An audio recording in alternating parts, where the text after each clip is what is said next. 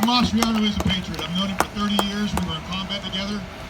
And he's got a story where I saved his life, which is true. But that's his story to tell, as I tell him. And I've got a lot to say, to be honest with you.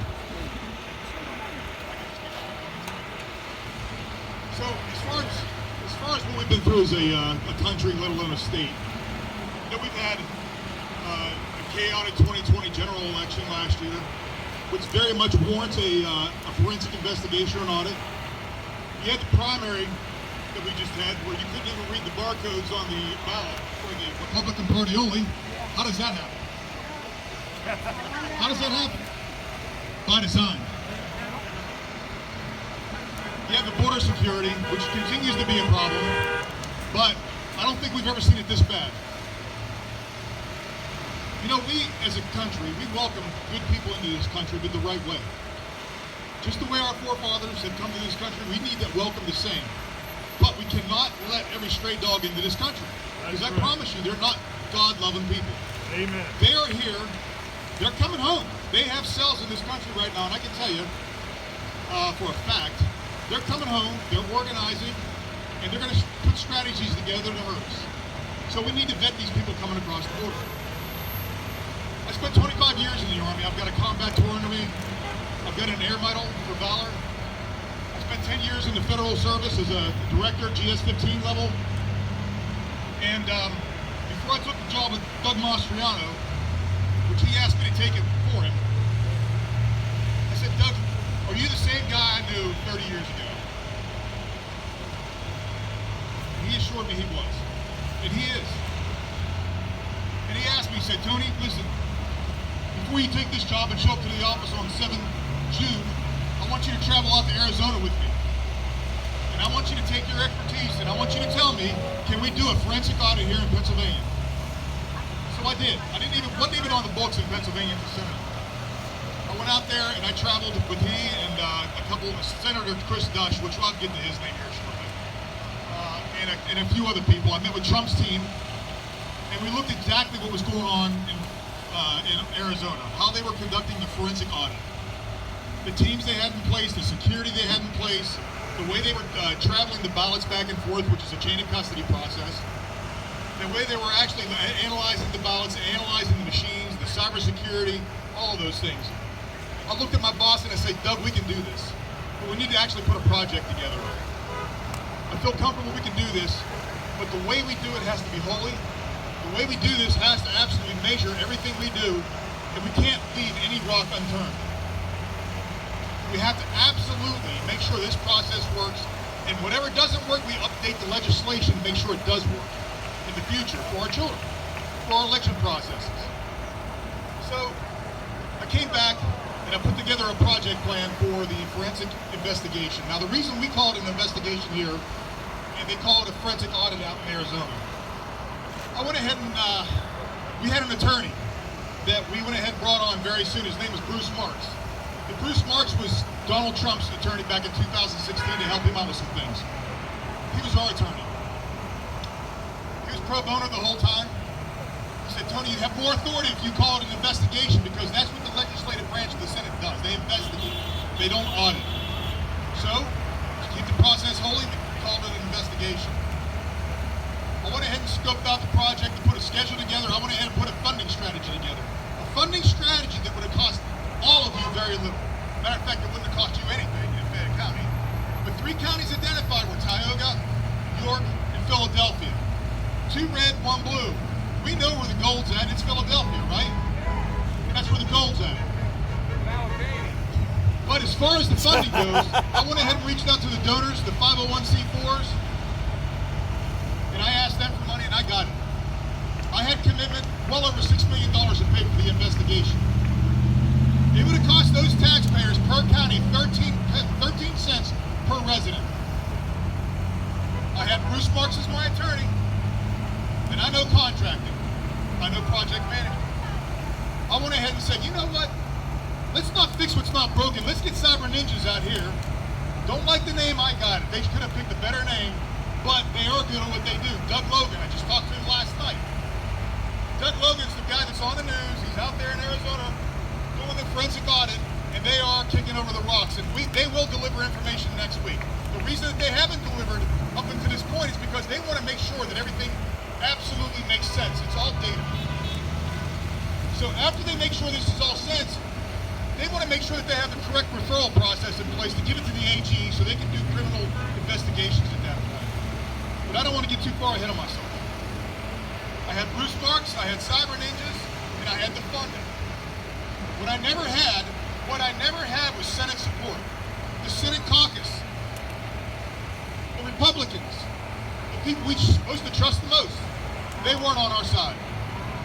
Jake Corman, the Senate Pro Tem, Kim Ward, the majority leader, and the rest of their cronies went ahead and undermined this the whole way. I sat and gave briefings to their staff, and they would look at me and roll their eyes. The Senate attorney said, "Do you realize, Tony, you can go to jail if you do this wrong?" Thanks for the encouragement, Crystal, I appreciate it. But that's what I dealt with. Well, then shortly after that, after trying to get this all through, I get a call from the HR department. "Tony, how things going over there for you? How's things going for you and Doug?" I guess they're going great, but since your HR calling me, I'm wondering what the problem is." "Well, you get a nickname already. It's called the Wrecking Ball. That's your nickname in the Senate. You're called the Wrecking Ball." Kind of flattering, but when somebody says that to you, it kind of tells you got a bullseye on your back. So I wanted to know why they called me that. Because you're too hard to work with. Doug Mastriano is too hard to work with. Well, yeah, we're too hard to work with because our priorities are different, folks, and that's what I told them. We work for all of you. We work for all of you. We are not politicians. We're not going to pander. We're not going to pander. And we're going to stand our ground. And we did. We stood our ground. So I kept briefing the project. Keep briefing the project. And you can't make any headway, so people start to get frustrated.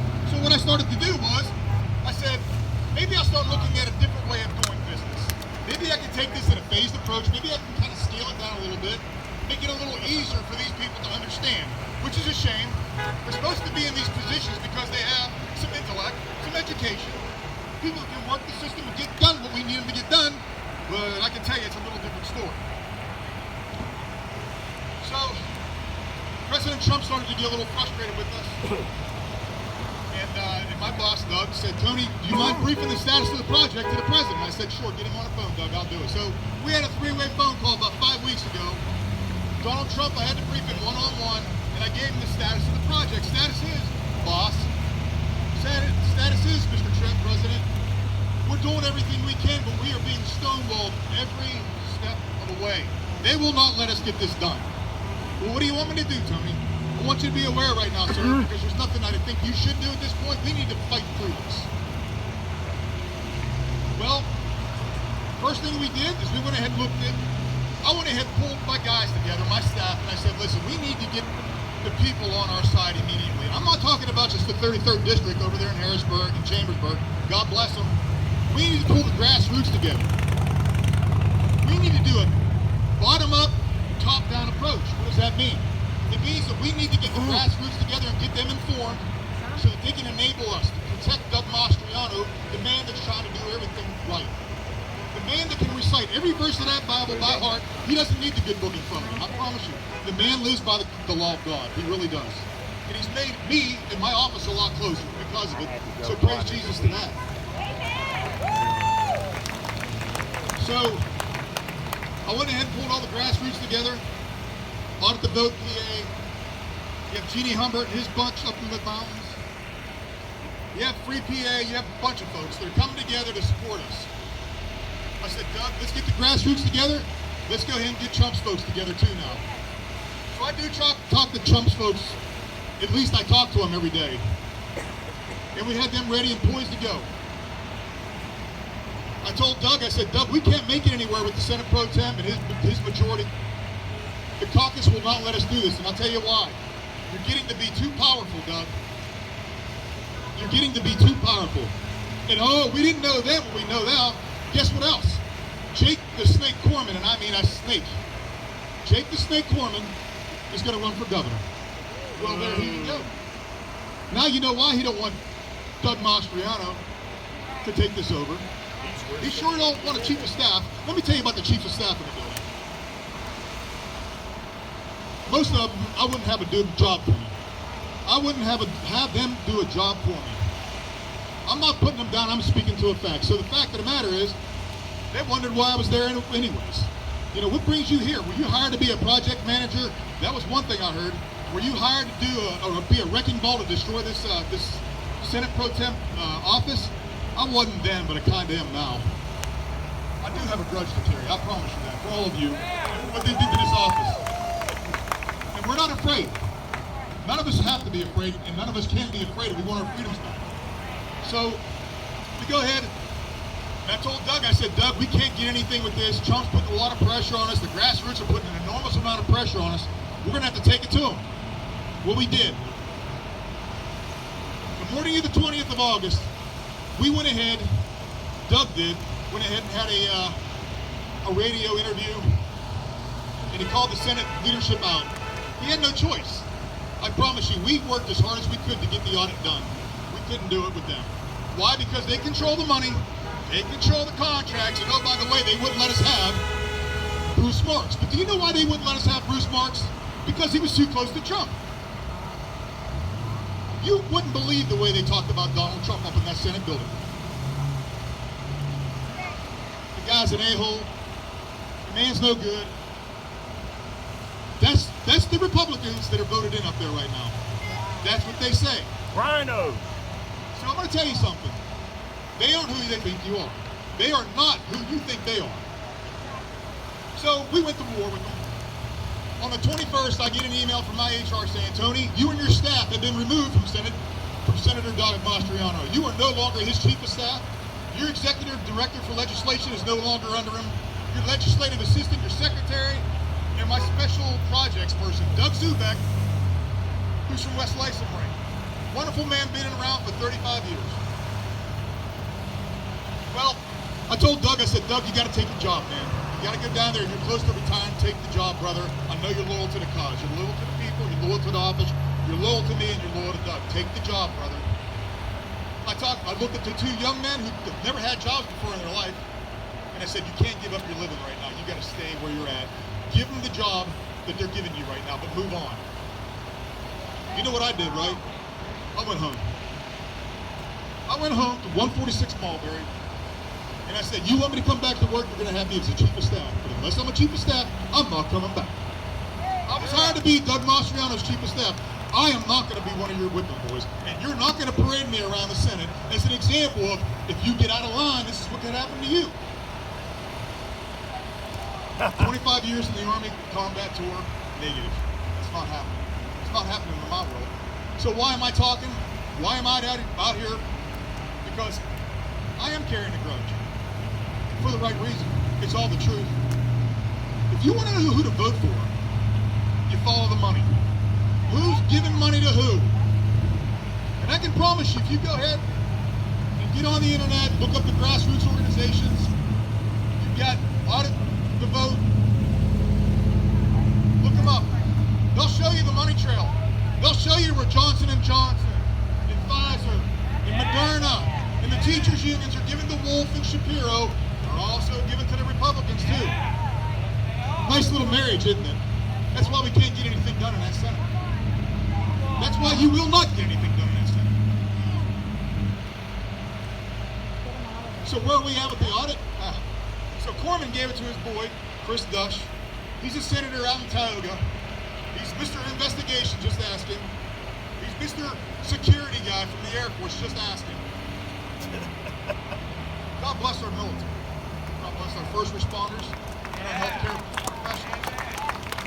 But I'll tell you this, that man does not deserve my accolade. Because what he did to Senator Mastriano and our staff, he could have supported us. Chris Dush could have supported us, and he did not. He went along with Kim Ward, Westmoreland County, and he went along with Jay Corman. So what are they doing now? Dog and pony show. They're doing a dog and pony show. I could have had those ballots already subpoenaed. I had the ballots pre-written already. There were 48 items. 48 items that would have been subpoenaed. 2 subpoenas, 1 vote in a committee. They wouldn't let that happen. They canceled my committee meeting twice. Then I had the chief of staff step in and say, You're not holding a committee meeting until I give you the go-ahead. No problem, Christian. What do? I get back on the internet and schedule meetings again. Because they're not going to let it happen. They don't want Doug to take this investigation. And being that I'm on board now, the chance of it going well is pretty good because that's what I've done for a long time. So we go ahead and have this situation we're in right now where you're going to get your audit. It's not even called an audit anymore, folks. It's called a forensic analysis. A forensic analysis. Do you know what that means?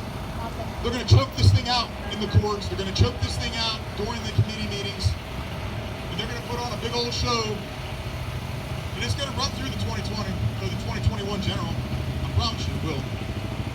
And if they get anything tangible, they ain't going to be able to fight it. And I'll tell you why they can't fight it. Because the reason that I could not accept donor funding was because of their attorney telling me it's illegal. It's bribery. It's not illegal. That's not bribery. Ask Mark Zuckerberg. Mark Zuckerberg gave, I think, $450 million to this country to go ahead and run the election polls. 29 states, I believe it was. Mark Zuckerberg set the precedence. Bruce Marks, incredible attorney out in Philadelphia, wrote me a legal opinion saying it's perfectly fine to execute 501c funds. I had another, God bless attorney, say same thing, word for word.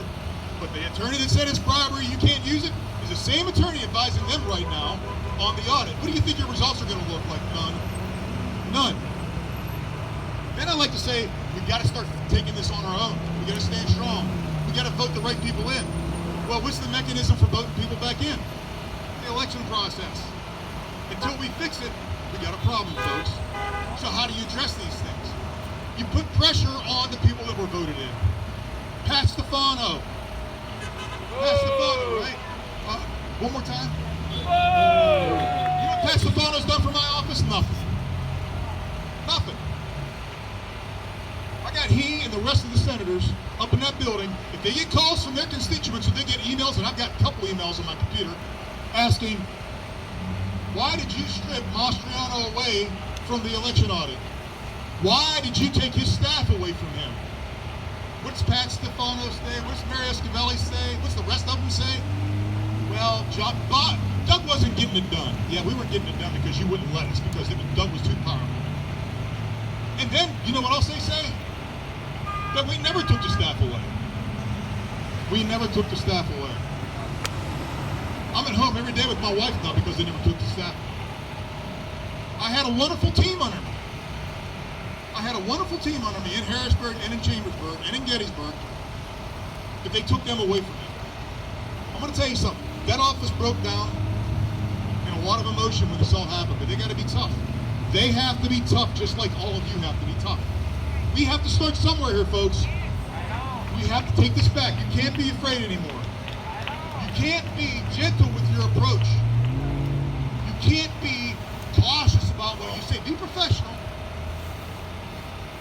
Be data-driven, be smart and intellectual, because all of you are. We're being paid as not being intellectual people, but I promise we are. And you take it to them. You take it to Pat Stefano.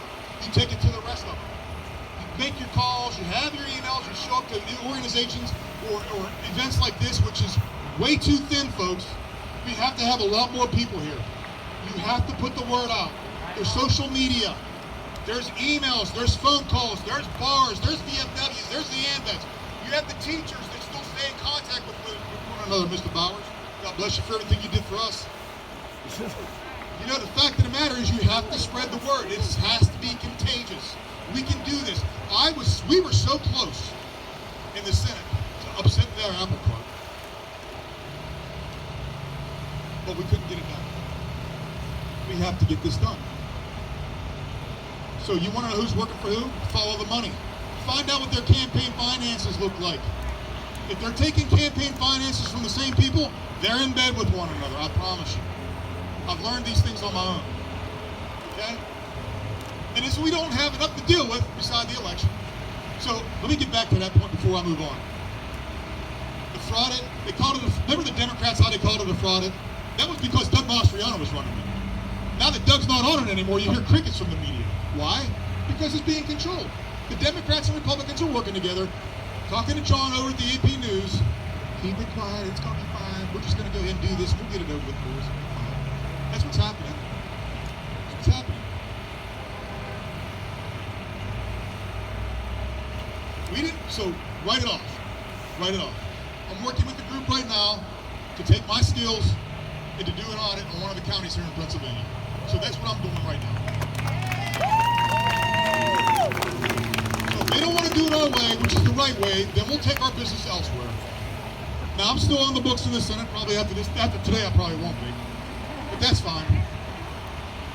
I'd rather lose a job than a country, than a state. We all have something to sacrifice here, folks. We've got to start sacrificing for the people we're raising and the people they're going to be raising. So just write the audit off. Stay tuned for more news. We'll go ahead and post it on some websites. It's funny. Everything that I did with my team to stand up a dashboard and a website to convey information for the forensic audit, they stole because they don't have the expertise to do it for themselves, so they stole it. God bless them.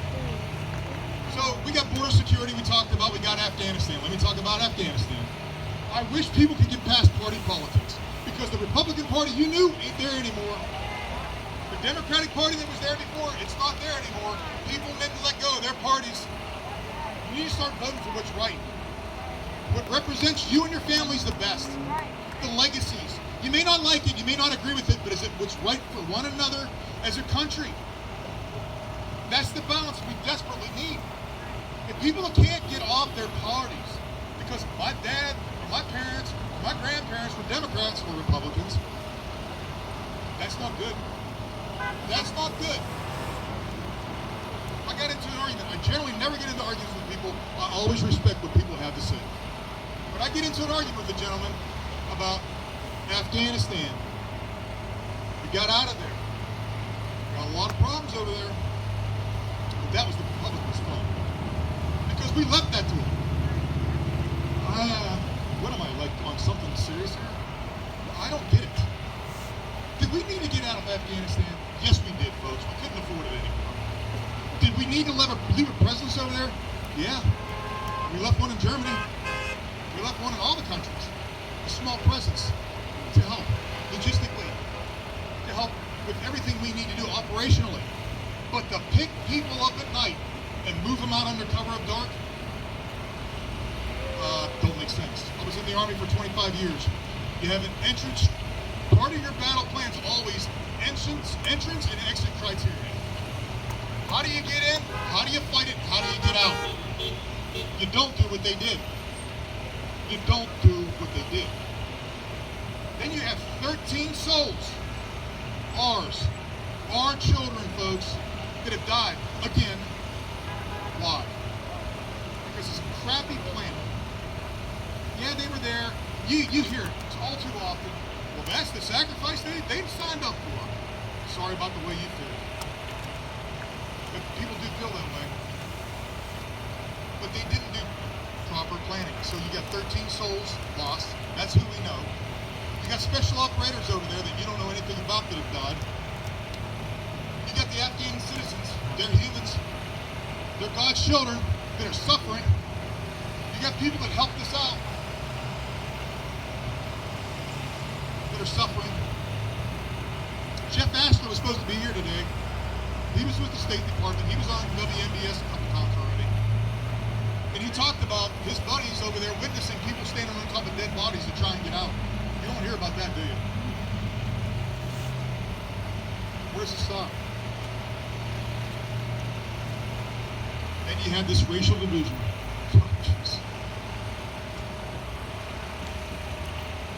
We have racial division. Listen, we do have a problem out there. Boy, is it being manufactured to a level that only appeases them. You have CRT, critical race theories. You need to start showing up to your school board meetings. You need to start monitoring what's being said and what they want to teach. Because if you don't have time to go to your school board meetings, then you need to really think that one, because critical race theory is bad juju. And you really need to monitor what that is. And you need to look at how that's being put into curriculum. Masks and vaccines. I got sick. Back in December of last year, I got very, very sick. 103 temperature, 3 3 weeks straight, couldn't breathe. Yeah. And I went ahead and got on hydroxychloroquine and ivermectin, Z-Pack, and a bunch of vitamins. God bless this doctor, Ben Marble from Florida, prescribed for me, and I was able to get through it. A lot of prayer. So, the vaccine, the virus is real. It's real. But the vaccines and the masks being drugged down our throats the way they are, the psychological problems it's having with our children, it's an agenda. The agenda is to put fear. Get you to start lowering your heads and make you dependent upon them. You gotta be strong. You gotta be strong. It's your choice. You want to get a vaccine, then God bless you. You want to wear a mask? Have at it. I'll wear a mask when I'm cutting grass. But do what you want to do in your life and raise your children the way you want to raise them. And your teachers, God bless them. My father was a teacher for 35 years, Tom. Mr. Bowers taught with my father. May God bless them all. But they're there to teach a curriculum. They are not there to do what parents are supposed to do. Teach your parents, give them a voice. Let them come back and talk to you. Let them come back and have a conversation with you about whatever it is. Sex, drugs, rock and roll, whatever. Let them be able to come back and talk to you. But if you don't, then shame on you if they do get their political opinions from their teachers or their friends or whoever. Or whoever. But you have to have an open voice with your children and monitor the curriculum. Cancel culture, we talked about that. We talked about the corrupt, do-nothing politicians. Corrupt, do-nothing politicians. They're everywhere, and unfortunately, it's the disease right now. Your Second Amendment rights. Look at what they're doing. If you think they can't take your guns, wrong again. I put it down for them. Wrong again. Ammo shortage. I think Sandy mentioned it earlier. Somebody did. It's the first way to do it. If they don't want to take your guns, what do? They'll slow the production down of the ammo. Why is that happening? Why all of a sudden? You can blame it on the COVID logistics or the supply chains drying up. Not necessarily the case. Not necessarily the case. We talked about a lot. We talked about the audit. We talked about, God bless, we love Senator Mastriano. At least I know I do. And there's a good reason for loving the man.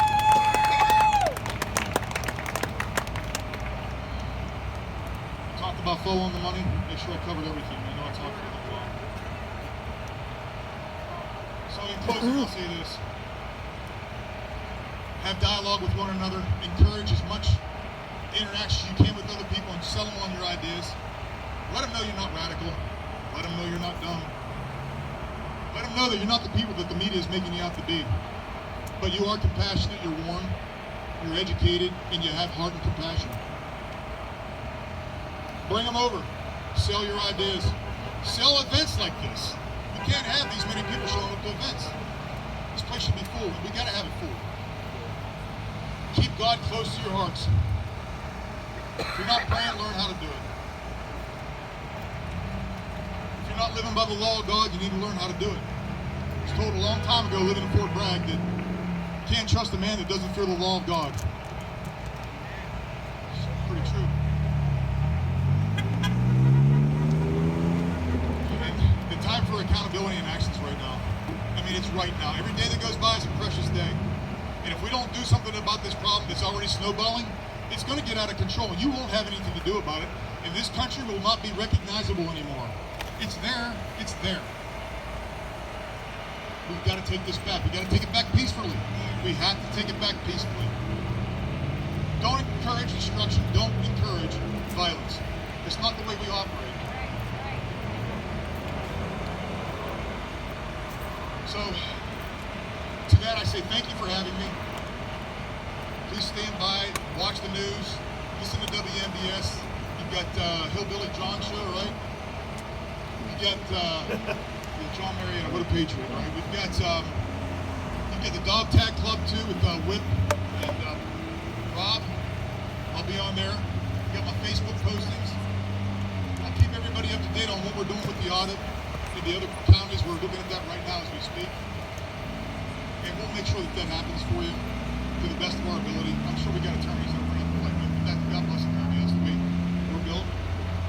Thank you very much for having me today. Thank you for your support.